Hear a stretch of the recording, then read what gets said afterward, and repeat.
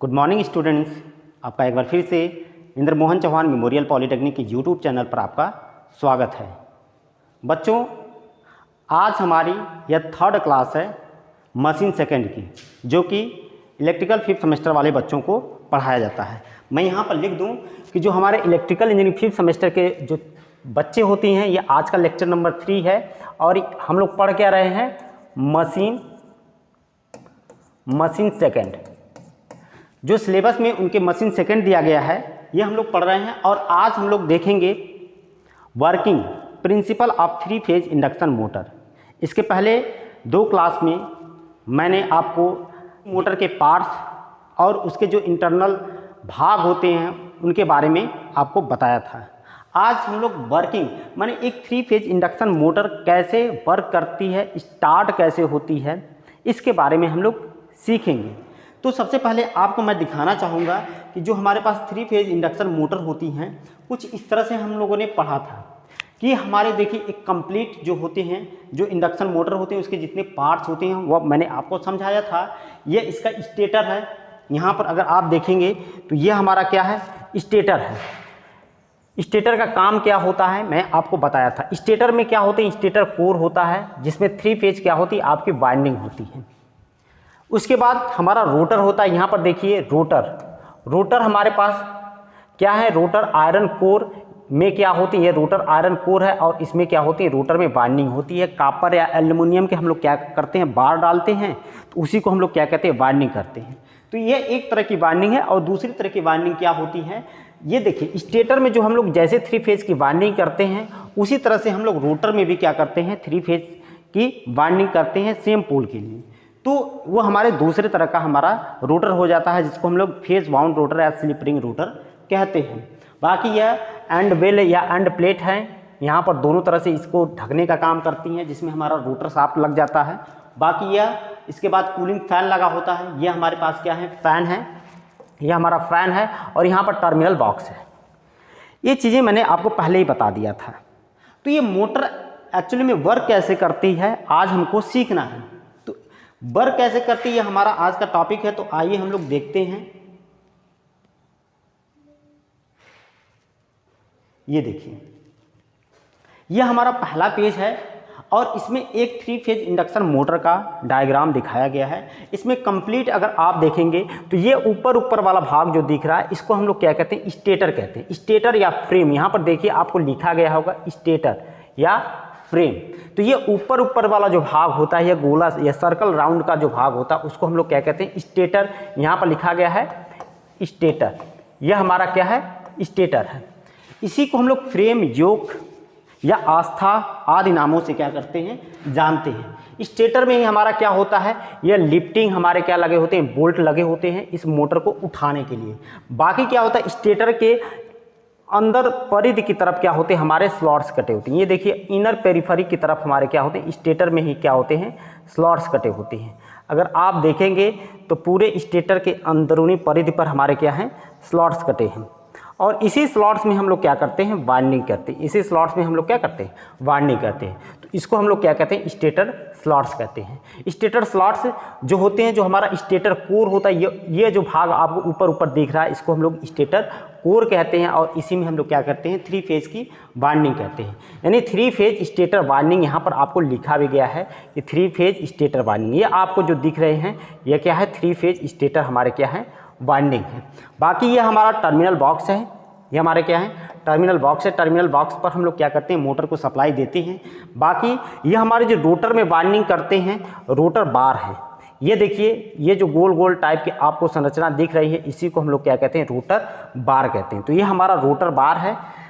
बाकी ये आगे देखिए ये हमारा एंड प्लेट है जो कि रोटर के जो कंडक्टर होते हैं उसको शॉर्ट सर्किट करने के लिए प्रयोग करते हैं हम लोग। और इसमें स्क्वायरल केज रोटर हम लोग क्या कर रहे हैं, प्रयोग कर रहे हैं। ये पूरा हमारा रोटर है जो कि किस तरह का है, स्क्वायरल केज। केज का मतलब क्या होता है, पिंजरा होता है। और पिंजरा प्रारूपी रोटर कैसे होते हैं मैंने आपको पहले ही बता दिया था। बाकी ये मोटर का क्या है, बेस है। यह क्या है, मोटर का बेस है जिसमें हम लोग क्या करते हैं, मोटर को एक आधार प्रदान करते हैं। तो इतनी चीज़ें आपको पता होगा। बाकी ये लास्ट में आपको जो बीच वाला सेक्शन दिखाई दे रहा है यह क्या है, मोटर का शाफ्ट है। अब इसमें वर्किंग हम लोग देखेंगे तो वर्किंग बड़ा ही आसान होता है। मैं आपको समझाना चाहूँगा। समझाने से पहले मैं आपको इसी मोटर का एक डायग्राम इधर बना दूँ, फिर उसके बाद आपको बताता हूँ। तो आइए हम लोग देखते हैं। देखिए यह हमारे पास क्या है, कुछ इस तरह की मोटर है, जैसा कि सर्कुलर पार्ट्स में आपको दिख रहे हैं। इसमें किया क्या गया है, इसके अंदरूनी परिधि पर क्या किया गया है, खांचे कटे गए हैं। इनर पेरिफेरी पर क्या किए गए हैं, खांचे इस तरह से कटे गए हैं। और इसी खांचे में क्या है, 3 फेज हमारे क्या है, वाइंडिंग है। ये खांचे आपको दिख रहे हैं, तो इस खांचों में क्या है, हमारी 3 फेज वाइंडिंग है। इन्हीं खांचों में क्या है, हमारी 3 फेज वाइंडिंग है। 3 फेज वाइंडिंग का मतलब इसको हम लोग RYB सप्लाई से क्या करते हैं, जोड़ते हैं। ये वाइंडिंग पूरे खांचों में ये वाइंडिंग है। बाकी अगर बीच में अगर आप देखेंगे तो बीच में इसका क्या है, रोटर है। बीच में इसका क्या है, रोटर है। रोटर किस तरह का इसमें प्रयोग किया गया है, स्क्वायरल केज टाइप का इसमें क्या किया गया है, रोटर हम लोग प्रयोग में लाए हैं। तो ये रोटर इसमें आपको दिखाई दे रहा है, स्क्वायरल केज टाइप का। यहाँ पर जैसे आपको रोटर दिखाई दे रहा है, ये हमारा स्क्वायरल केज टाइप का सर्कुलर पार्ट्स में जो दिख रहा है ये रोटर है। बाकी इसको आप क्या कह सकते हैं, ये जो ऊपर वाला भाग है यह हमारा क्या है, स्टेटर है। स्टेटर यह हमारा क्या है, रोटर। यह हमारा क्या है, रोटर। अब हमको इसकी वर्किंग समझना है। वर्किंग देखिए, सबसे पहले मैं आपको थोड़ी सी कहानी इसके पहले बता दूं कि किसी भी मोटर को चलने के लिए 2 तरह की फ्लक्स की आवश्यकता होती है। 2 प्रकार के फ्लक्स की आवश्यकता पड़ती है, और ये 2 प्रकार के जो फ्लक्स होते हैं वह अलग अलग वाइंडिंग से निकलने वाले होते हैं। तो ये 2 प्रकार के हमें फ्लक्स की आवश्यकता पड़ती है। और दूसरी चीज़, ये जो हमारा इंडक्शन मोटर होता है यह इंडक्शन के प्रिंसिपल पर काम करता है। इंडक्शन का मतलब ये होता है, सबसे पहले ये भी आप समझिए कि इंडक्शन का मतलब क्या है। तो देखिए आप जो है इंडक्शन को हम लोग क्या कहते हैं, प्रेरण, और इसको इंडक्शन मोटर भी कहते हैं, यानी प्रेरण मोटर। तो सबसे पहले इंडक्शन होता क्या है यह आप समझ लीजिए, फिर आपको वर्किंग अच्छे से समझ में आ जाएगी।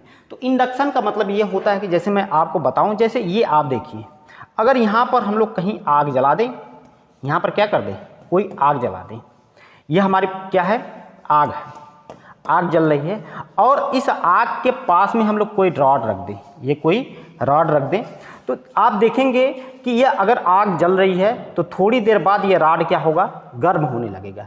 और गर्म होते होते यहाँ से गर्म होते होते यहाँ तक आपका हीट ट्रांसफ़र होगी रॉड के माध्यम से, और पूरा रॉड आपका क्या हो जाएगा, गर्म हो जाएगा। तो यहाँ पर एक क्रिया आप देखे होंगे कि ये रॉड जो है डायरेक्ट आग के संपर्क में नहीं है, फिर भी इसके प्रभाव से यह रॉड क्या होने लग रहा है, गर्म होने लगता है।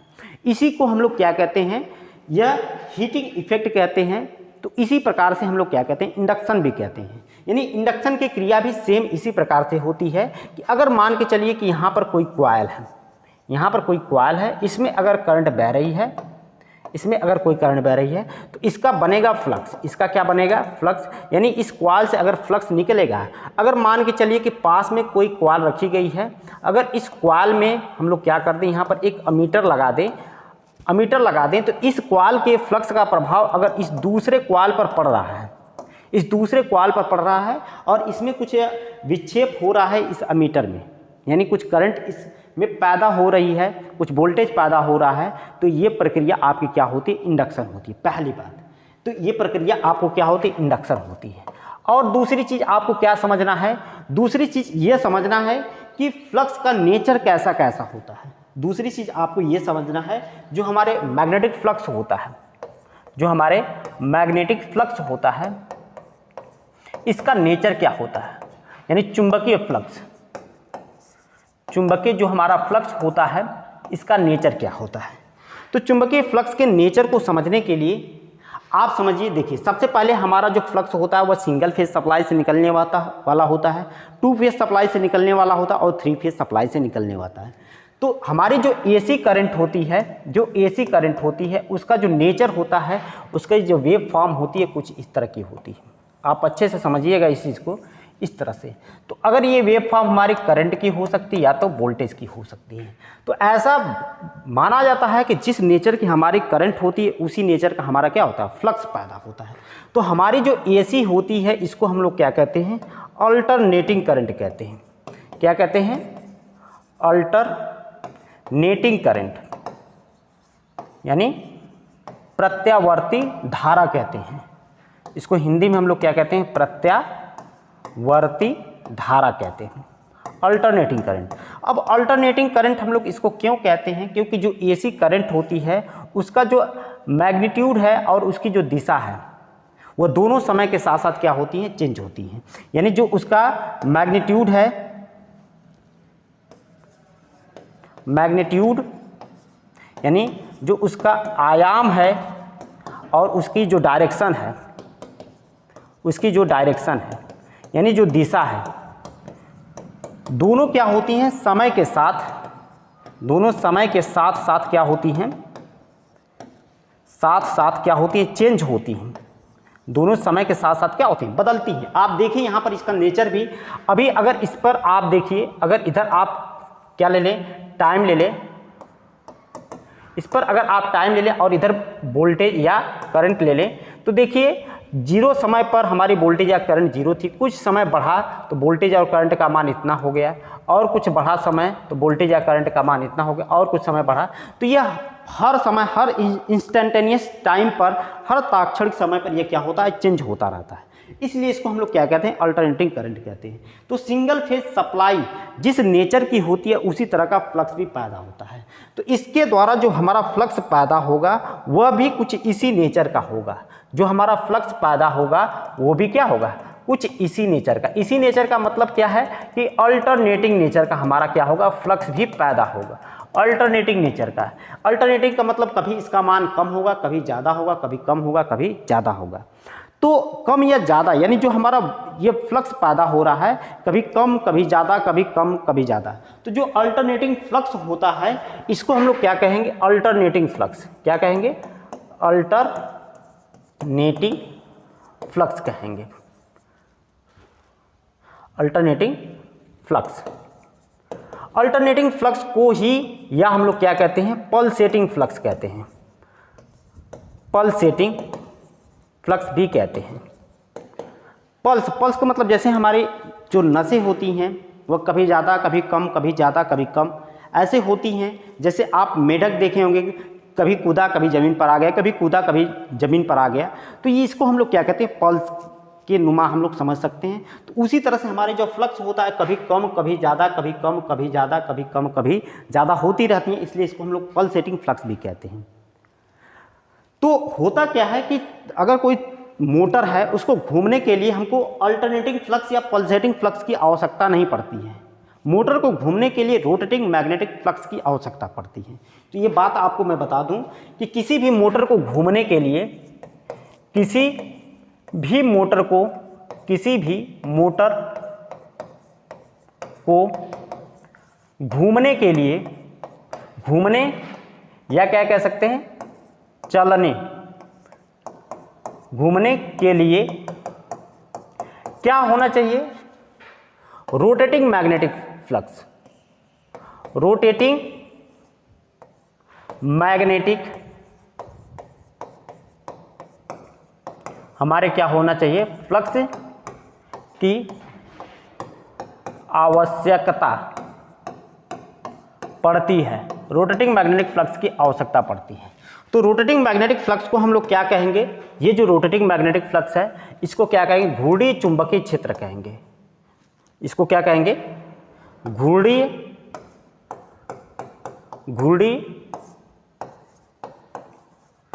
चुंबकीय क्षेत्र कहेंगे। घूर्णी चुंबकीय क्षेत्र यानी रोटेटिंग मैग्नेटिक फील्ड, जो कि फील्ड थियरी के हिसाब से हम लोग समझते हैं। तो जो रोटेटिंग मैग्नेटिक फील्ड होता है, या आप ध्यान देंगे कि टू फेज तथा थ्री फेज एसी सप्लाई के द्वारा, टू फेज और थ्री फेज एसी सप्लाई के द्वारा क्या होता है हमारा, रोटेटिंग मैग्नेटिक फील्ड पैदा होता है। क्या होता है, रोटेटिंग मैग्नेटिक फील्ड पैदा होता है, फील्ड पैदा होता है। माने ऐसा मैग्नेटिक फील्ड पैदा होता है जो कि घूमने वाला होता है, जिसकी दिशा हमेशा क्या होती है, बदलती है। रोटेटिंग मैग्नेटिक फील्ड पैदा होता है, घूमने वाला फ्लक्स पैदा होता है। और ये जो घूमने वाला फ्लक्स पैदा होता है यानी घुड़ी चुंबकीय क्षेत्र पैदा होता है, जिस स्पीड से घूमता है उसको हम लोग सिंक्रोनस स्पीड कहते हैं। तो ये चीज़ आपको ध्यान में देना है। जो रोटेटिंग मैग्नेटिक फील्ड जो होता है, जिस स्पीड से या जिस गति से घूमता है उसको क्या कहते हैं, सिंक्रोनस स्पीड कहते हैं। सिंक्रोनस स्पीड कहते हैं उसको। क्या कहते हैं, सिंक्रोनस स्पीड। सिंक्रोनस स्पीड को हम लोग क्या कहेंगे हिंदी में, तुल्यकाली गति कहेंगे। इसको हम लोग क्या कहेंगे, तुल्यकाली गति, तुल्यकाली गति। इतनी चीज़ें आपको पता होना चाहिए मोटर की वर्किंग समझने के लिए। ठीक, तो आइए अब हम लोग फिर अपने पेज पर आते हैं और देखते हैं जो मैंने आपको बताया अभी।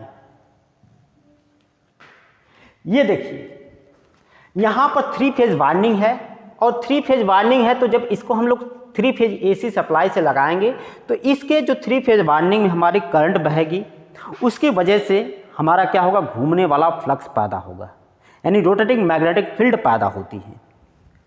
ये चीज़ मैंने आपको पीछे बताया अभी कि 2 फेज और 3 फेज सप्लाई के द्वारा घूमने वाला फ्लक्स पैदा होता है। तो यहाँ पर जब 3 फेज एसी सप्लाई से इसको लगाएंगे तो यहाँ पर घूमने वाला फ्लक्स पैदा होगा, और यह जो होगा यह हमारा रोटर है और यह हमारे स्टेटर है। इसके बीच में जो एयर गैप है, इसी एयर गैप में हमारा क्या होगा, सिंक्रोनस स्पीड से हमारा फ्लक्स घूमेगा, जिसको NS से हम लोग क्या करते हैं, दर्शाते हैं, सिंक्रोनस स्पीड से। आप यहाँ पर देखिए ये जो हमारा रोटर है और जो हमारी स्टेटर, इसके बीच में यह एयर गैप दिख रहा है। इसके बीच में क्या दिख रहा है, एयर गैप। इसी एयर गैप में हमारा जो फ्लक्स होगा वह सिंक्रोनस स्पीड से घूमेगा, यानी तुल्यकाली गति से घूमेगा।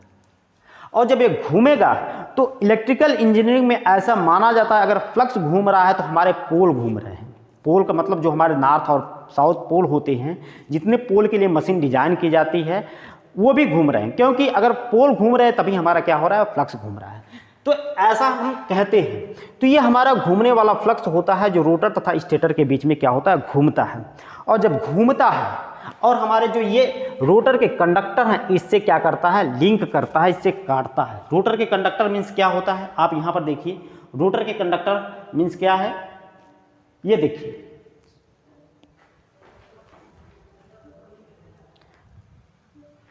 ये देखिए रोटर, ये जो आपको कॉपर या एल्युमिनियम के बार डाले गए हैं, इसी को हम लोग क्या कहते हैं, रोटर के कंडक्टर, या रोटर में वाइंडिंग की गई है तो उसको भी रोटर के कंडक्टर कहते हैं।